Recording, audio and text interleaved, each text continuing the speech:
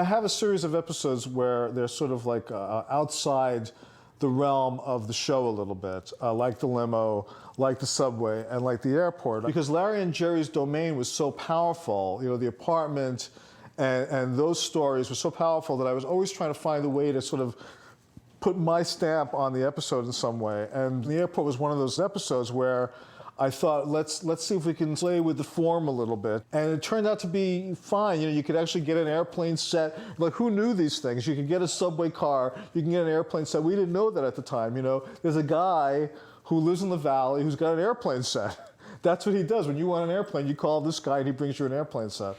Excuse me. I think you're in my seat. Oh, really? My mistake. My mistake.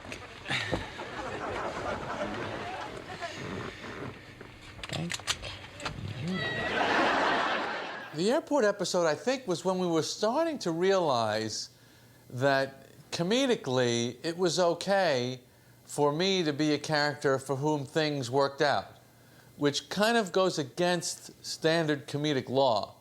I mean, if you watch Laurel and Hardy or Charlie Chaplin or the Marx Brothers, things aren't supposed to really work out. They're supposed to completely implode.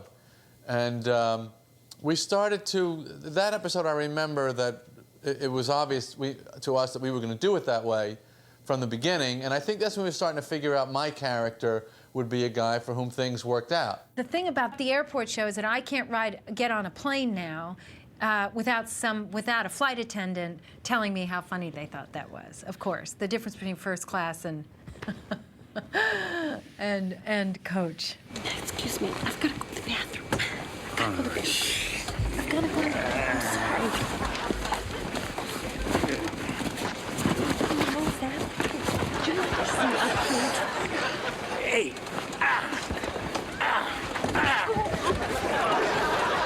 Now that is refreshing. Would you care for some slippers? Sounds lovely. Thank you very much. But it was such fun to play that bit with the stinky bathroom. And everybody can relate to that.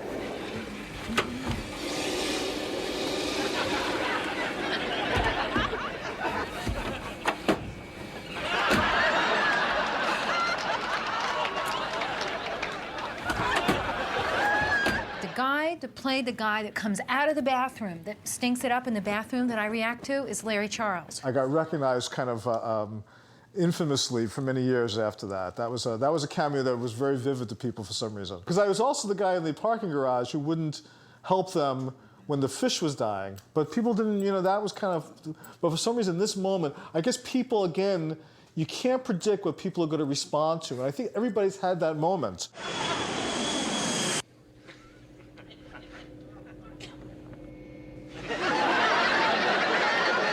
We went to the lower lot down here, just literally parallel to where Gilligan's Lagoon was for Gilligan's Island. And we had Kramer running alongside a truck and had a piece of the side of the fuselage with a window and with a camera behind it, and it was just held in with grips. And we just ran the truck right alongside Kramer. And I was just running along, and I mimed that I was under the wing or coming out from under the wing. We shot that late at night. It's a quick shot. We had to pick it up fast and get going.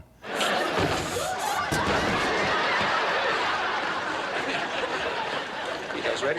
Yeah, back to authenticity and how I like to make things look real. I did that on one take, and I hadn't practiced. I just got up there and let myself come through. And I got a bit of a burn on my bottom.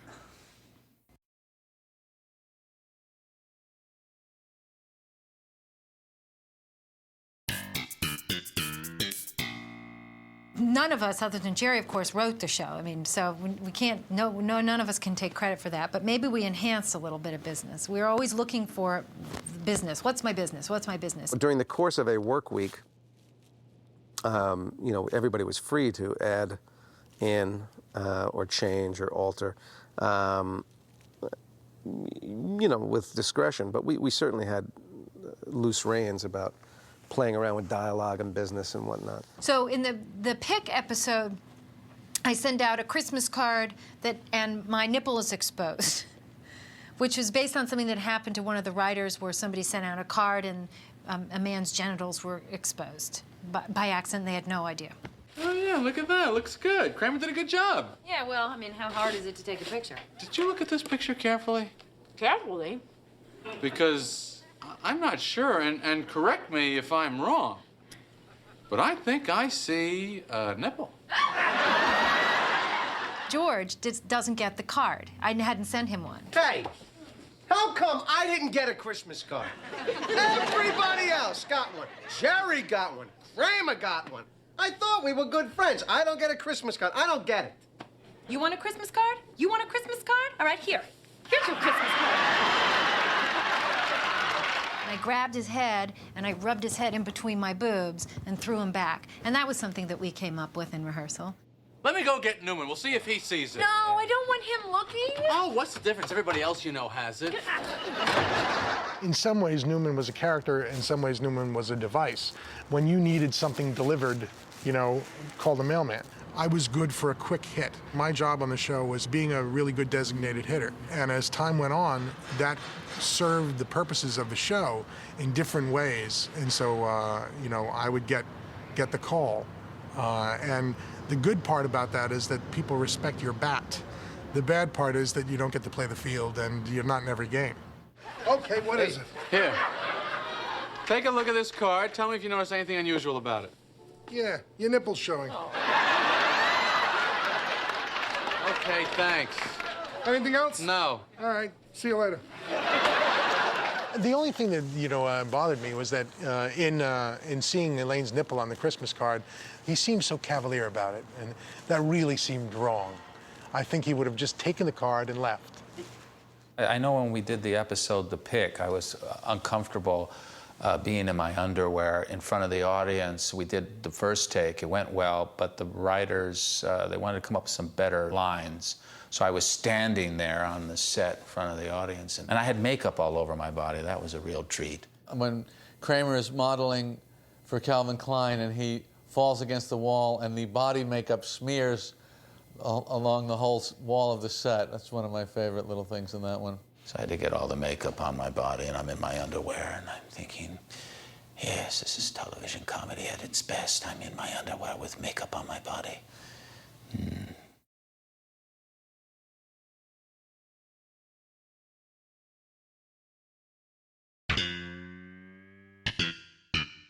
Hey, is that Babu? It is. Hey, Babu!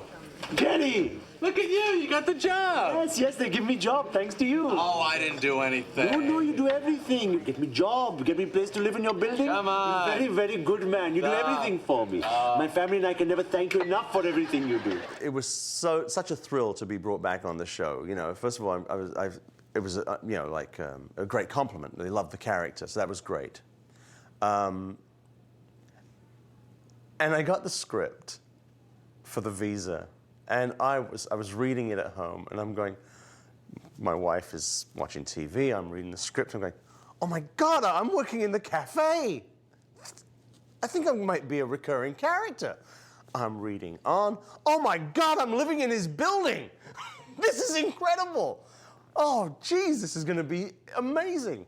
Flip the page. They took Babu away. They took Babu away? Yeah, the immigration guy said his visa was expired. Poor Babu, everything was going so well for him. He had an apartment, he had a job. What a shame. Get to the end of the episode, deported to Islamabad. I'm going, oh, what the hell is this? You've never seen an actor go so fast in your life. I just. But it was a great episode.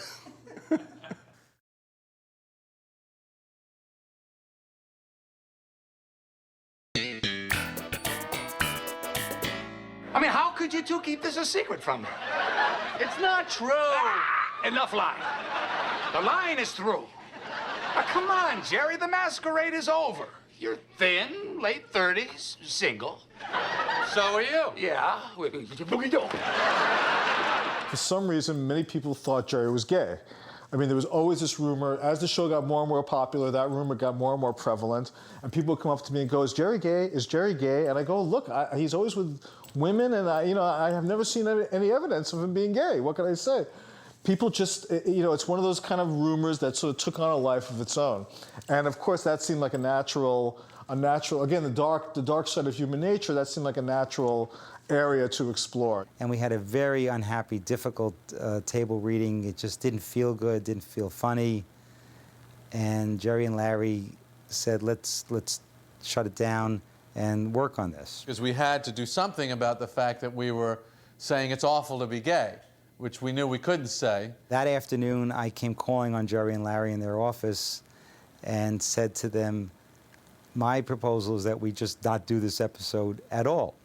So we were discussing the problem in the office with Larry Charles, who was the writer of the episode, and he said something, and he said, not that there's anything wrong with it. He says, these guys, there's nothing, they could be gay, not that there's anything wrong with it.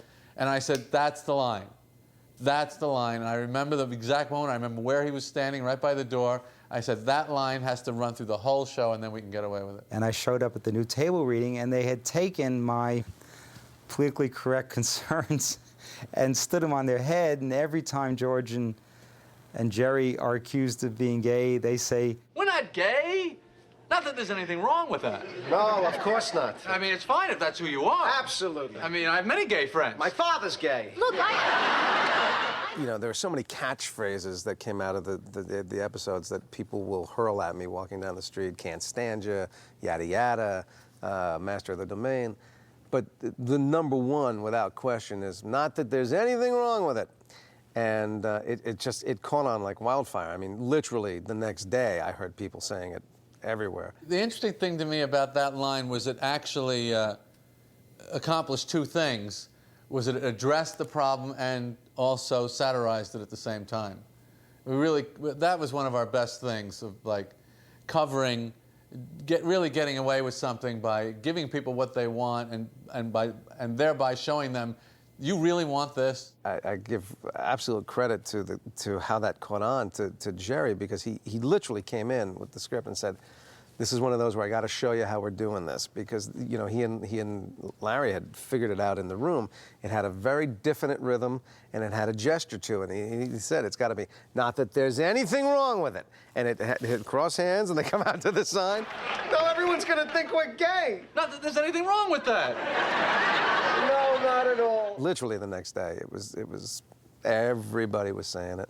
The gay community went crazy for the show. They weren't offended at all. In fact, it wound up winning a GLAAD award, which is a Gay and Lesbian Alliance award. And it was another one of those, can't talk about this. Oh, yes, we can, and watch this. Every day it's something else with you. I don't know anything about you anymore. Who are you? What kind of life are you leading? Who knows what you're doing? Maybe you're making porno films. Yeah. I'm buck naked. Who? Buck naked? In the audience show that night, when we shot the scene, Estelle Harris couldn't be there, and Fran Drescher sat in for her in front of the audience. I open up the paper, and this is what I have to read about. I fell right off the toilet. My back went out again. I couldn't move. The super had to come and help me up.